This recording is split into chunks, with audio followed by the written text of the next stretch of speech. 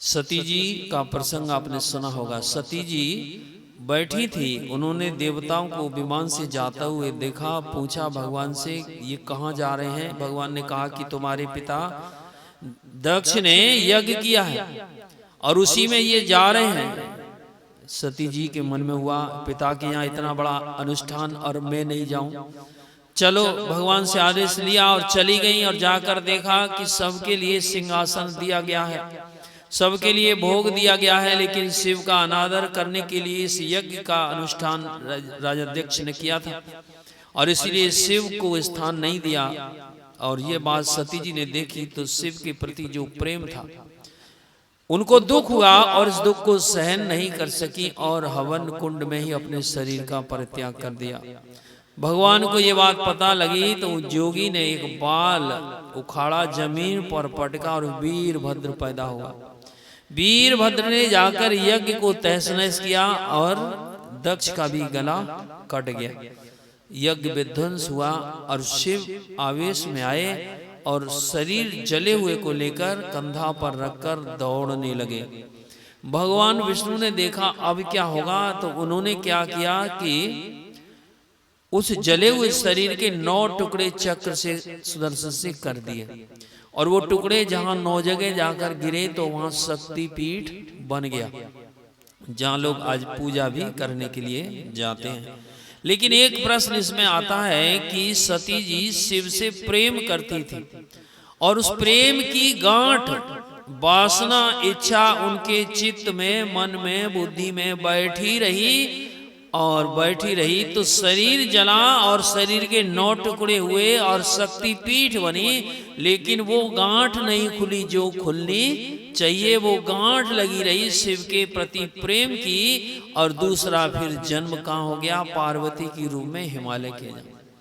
तो हिमालय के यहाँ जन्म हुआ। एक दिन नारद जी का पदार्पण हुआ, बड़ा स्वागत और सम्मान हुआ और उसके बाद पिता जैसे स्वाभाविक अपनी संतान के भविष्य को जानना चाहते हैं, महाराज बताइए मेरी पुत्री कैसी गुण संपन्नता इसकी कैसी है, इसका भविष्य क्या होगा। नारद जी ने हाथ देखा और हाथ देकर कहा महाराज आपकी पुत्री तो सर्वगुण संपन्न है क्योंकि जगदम्बा है, लेकिन एक कुछ कारण है। कि महाराज क्या कारण है? कि इसका पति ऐसा होगा जिसको रहने खाने का, वस्त्र का सब कोई ठिकाना नहीं होगा। तो महाराज कोई उपाय है? कि हाँ उपाय तो है। जो इनके पति के अंदर गुण है वो सब भगवान शिव के अंदर भी गुण है। यदि ये तपस्या करे तो शिव को प्राप्त करेगी, तो ये श्राप जो है वरदान बन जाएगा। सबके मन में दुख हुआ। सहेलियां भी सोचती हैं, पिता और माँ सब सोचते हैं छोटी सी पुत्री, इसको हम तपस्या के लिए कैसे भेजेंगे। लेकिन पार्वती के मन में बड़ा सुख हुआ। अब शिव से मिलने का रास्ता संत के द्वारा मिल गए। और कहाँ चली गई? कन्याकुमारी पर 10,000 वर्ष तपस्या करने के लिए बैठ गई। कुछ दिन कुछ खाया, फिर फल फूल पत्ती और फिर जल और फिर उसके बाद वायु, और एकदम ऐसी अवस्था हुई। और बीच बीच में परीक्षा भी हुई और परीक्षा में सफल हुई। यहाँ तक ये भी लोभ दिया गया कि भगवान के पास, शिव के पास तो कोई भी ठिकाना नहीं है, और यदि तुम वर्ण करो तो विष्णु भगवान करो जिनके पास वैभव का अंबार है। लेकिन पार्वती अपने विचार पर अचल हो गई, अडोल हो गई, नहीं हिली। तो भगवान शिव से उनकी शादी हो गई। अब ये बात समझ लेना है, 10,000 वर्ष तपस्या करने का फल क्या हुआ? केवल जोगी के बगल में बैठने का अवसर प्राप्त हुआ। लेकिन जोगी ने जो सुनाया, अमर कथा कही शिव शंकर ने, पार्वती गई सोए। पार्वती सो गई। सोने का मतलब एक नींद में सोना होता है, लेकिन संत कहते हैं दरिया सोता सकल जग, जागा नाही कोई, जागे में जो जागता, जागा कहिए सोई। आप जो सोच रहे हैं हम तो जगे हुए हैं, सब दुनिया के सुख को हम बटोर करके अपने घर में इकट्ठा कर देंगे, ये आपसे होने वाला नहीं है, क्योंकि आपने इस बात को समझा नहीं है। आपको जिस चीज की जरूरत है आप तो उसी से बने हैं, और आपके ढूंढने में भूल है। और ये भूल को कौन दूर करेंगे? पहले सत्संग से सीखना, जानना चाहिए, और फिर दीक्षा लेकर के उसका अभ्यास करना चाहिए। तो जैसे आपका शरीर 5 तत्वों से बना था, वैसे ही आप इस शरीर की पूर्ति 5 तत्वों से ही करते हैं। लेकिन आपकी आत्मा किस मसाले से बनी है? यही संकेत गोस्वामी तुलसीदास जी महाराज भी कहते हैं, ईश्वर अंश जीव अविनाशी, चेतन अमल सहज सुख राशि। भगवान कृष्ण भी कहते हैं, ममेवांसो जीवलोके जीवभूत सनातन।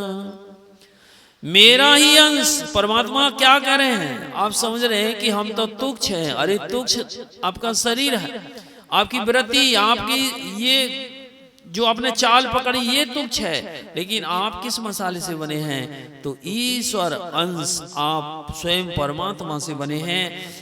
जब आप परमात्मा को चाहते हैं और परमात्मा आपके सर्वत्र है, फिर आपका दुख छूटता क्यों नहीं है?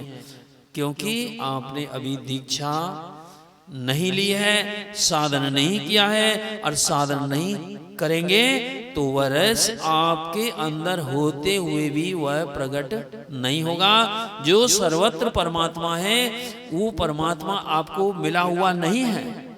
सपने माही नारी को भ्रम भयो कि बालक कहूँ हिरायो, जागी परी जो को त्यों ना कहूँ गयो न आयो। जो परमात्मा सर्वत्र है और आपको मिला नहीं है, इसका मतलब कोई पर्दा है। और पर्दा जब शुरू होता है ना, अभी आप जिस सामान्य के नीचे बैठे हैं, जैसे ही ये कपड़ा लगा है तो आपके मन में ये प्रश्न पैदा हो जाता है, इसके ऊपर क्या है? ये संशय आपको जब तक नहीं हटेगा, जब तक पर्दा नहीं हटाते।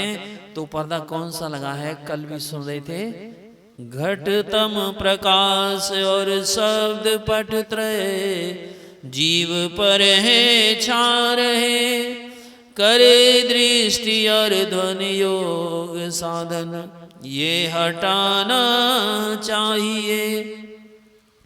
इनके हटे माया हटेगी, प्रभु से होगी एकता, फिर द्वैतता कुछ नहीं रहेगी, असमनन दृढ़।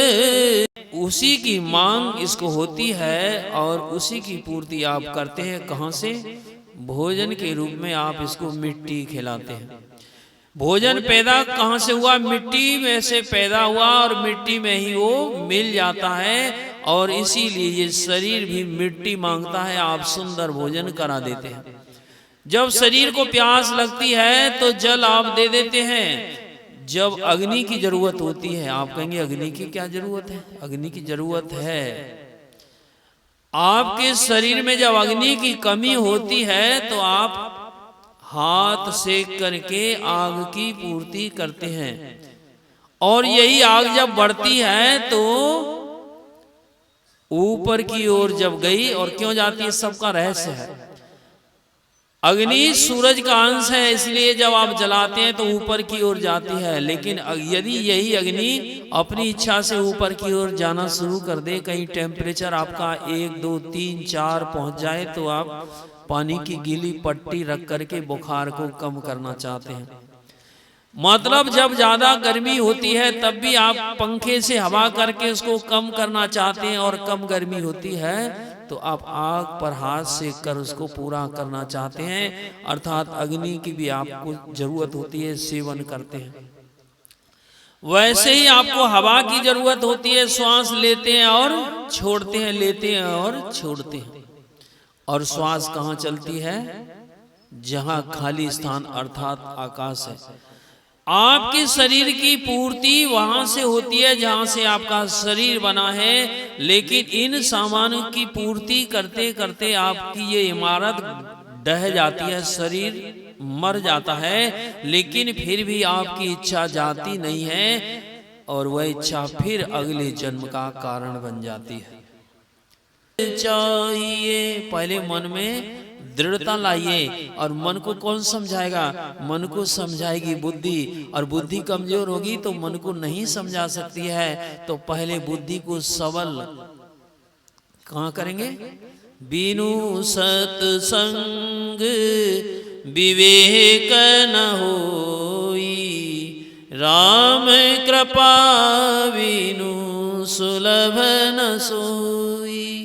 जब सत्संग सुनेंगे तो आपके अंदर विवेक जागृत होगा। विवेक जागृत होगा तो आप मन को समझाएंगे कि तुमको किधर जाना है, और किधर जाने का इशारा होता है दृष्टि योग। और जहाँ दृष्टि आपकी स्थिर होती है संसार में, तो संसार के काम होते हैं। वही दृष्टि अपनी आत्मा की ओर स्थिर होगी तो आपका वो काम होगा कि आत्मा का रहस्य खुलेगा, अर्थात आत्मज्ञान होगा। और यही रास्ता भी है। आप ये सोचेंगे और बहुत रास्ता है, नहीं, सब रास्ते ब्रह्म हैं। केवल अपनी आत्मा की ओर देखना यही सिद्धांत है, सूत्र है, और यही तरीका है। चाहे आप लाखों जन्म ले लीजिए, और चाहे लाखों भजन याद कर लीजिए, और लाखों की दुनिया में जाकर कहीं कुछ कर लीजिए, जब तक अपनी ओर नहीं देखेंगे, अर्थात अपने आत्म स्वरूप को नहीं पाएंगे। और देखने का यही तरीका है। यही आपकी सेवा में थोड़ा सा निवेदन। श्री सद्गुरु महाराज की जय। श्री सद्गुरु महाराज की जय।